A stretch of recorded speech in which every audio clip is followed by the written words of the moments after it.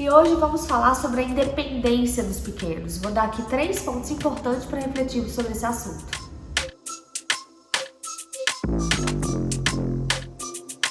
Então esse vídeo foi motivado depois que algumas pessoas me mandaram várias mensagens no direct do Instagram perguntando como a Luíse é independente. Por quê? Luíse foi para Belo Horizonte ficar 5 dias com a mamãe na casa dela e tá super bem. E algumas pessoas chocaram com ela, que ainda nem tem 5 anos, conseguir ir e ficar tanto tempo longe de casa. E esses vários comentários me fizeram refletir quão independente a Luíse é e o porquê disso, né? E aí ficaram 3 pontos para mim que são importantes, que são de reflexão, e eu vou passar para vocês. Mas antes de tudo, é importante dizer o seguinte, que cada criança é uma criança, cada criança tem um ponto de independência, que isso é uma coisa construída, tá? Não existe regra. E a primeira coisa que eu acho importante a gente linkar, que a independência tem a ver com a autonomia, que tem a ver com a autoestima. Essas 3 palavras, essas 3 condições, elas estão ligadas, porque uma leva a outra, né? Então, eu vejo 3 pontos importantes para a gente refletir.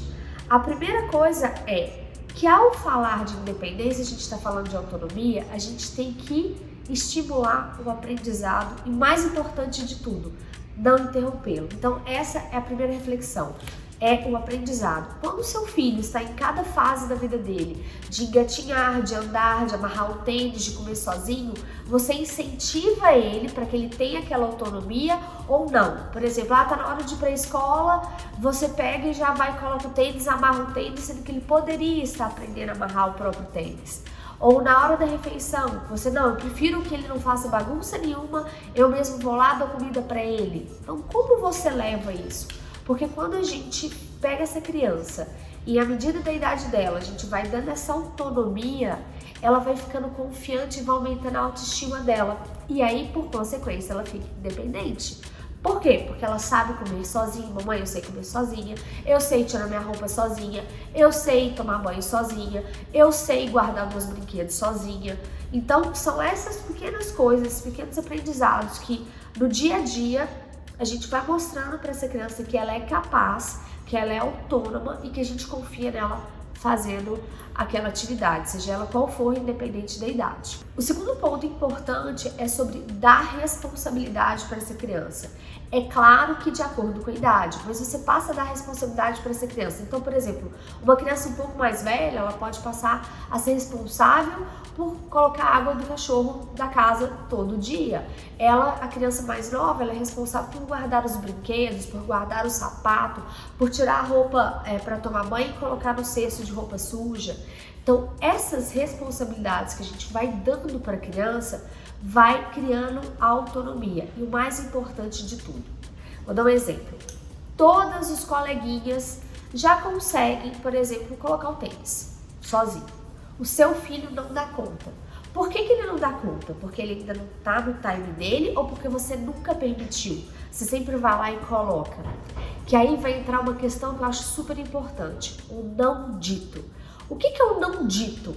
É aquilo que você não fala para o seu filho que ele não é capaz, mas quando você não o deixa fazer, fica intrínseco. Se minha mãe não deixa fazer é porque eu não consigo, porque eu não sou capaz. Então é muito importante a gente ter qual que é o link, qual é o momento, qual é a forma de entender isso, de entender o quanto a gente pode estar limitando essa criança e o que é nosso, que é para no dia a dia a gente fragilizar, para tudo mais, e o quanto a gente está permitindo essa criança crescer. E o quanto o que a gente não deixa ela fazer, que seria da idade dela, vira um não dito do que ela não é capaz. Então isso é uma reflexão, e o muito engraçado é que em casa eu tenho 2 filhos, tem coisas que eu deixei a Luíse fazer muito mais rápido do que eu permiti o Vitório a fazer.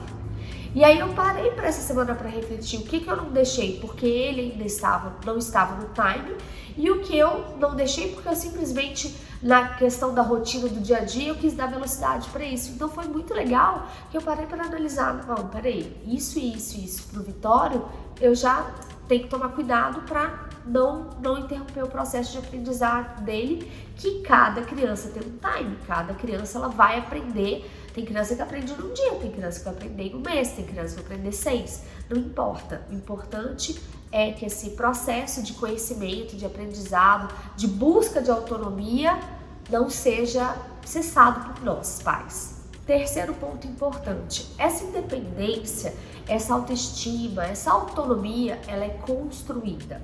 Vou dar um exemplo, já que foi esse o que motivou esse vídeo, da questão da viagem da Luíse. Primeiro assunto importante, a Luíse não foi agora simplesmente, depois de nunca ter saído de casa, passar 5 dias na casa da avó.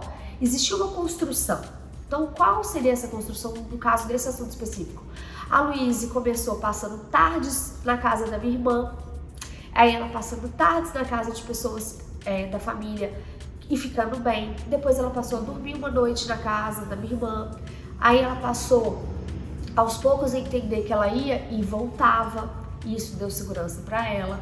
Ela passou a momentos que eu viajava com meu marido, minha mãe vinha para minha casa e ficava com elas, ela sabia que eu ia e que eu voltaria. Quando eu ou meu marido tínhamos convenção de trabalho, que a gente fica fora 2, 3 dias, acontecia da gente explicar para ela que eu tô indo, eu tô voltando. E isso aos poucos foi mostrando para ela que esse ir e vir é saudável e importante. Então esse é o primeiro ponto. Segundo ponto foi o que ela foi construindo de intimidade, de segurança com as pessoas que ela vai. No caso foi com a minha mãe, com o meu pai que levou também ela e o padrinho.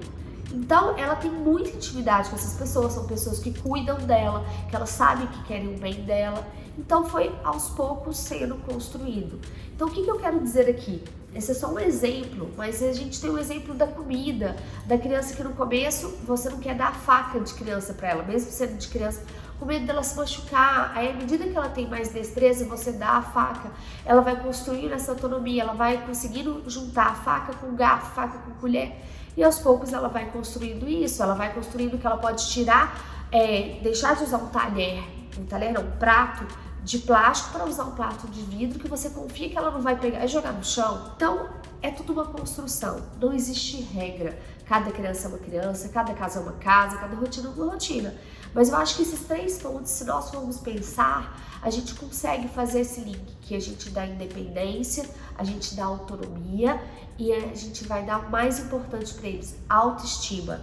Eu consigo, eu posso, eu sou capaz. Porque uma pessoa com autoestima, não tô falando elevada, com autoestima num lugar, ela é uma criança mais segura, ela é uma criança mais feliz, ela vai saber sair melhor de algumas situações que a vida vai impor, que é normal, viu gente? É normal. Às vezes a gente quer proteger demais os nossos filhos e isso não é legal. A gente tem que soltar, sabe? Minha mãe fala que é famoso ioiô. Você solta, recolhe. E é isso, é um desafio para quem é mãe, independente de qualquer idade, mas eu acho que é uma boa reflexão. Esses 3 pontos são de boa valia para nós pais, avaliarmos como está sendo a nossa educação, o quanto a gente está protegendo, o quanto a gente está soltando, se a gente está conseguindo esse equilíbrio, essa linha do meio. É isso, foi um vídeo de reflexão, espero que vocês tenham gostado. Um beijo e até a próxima.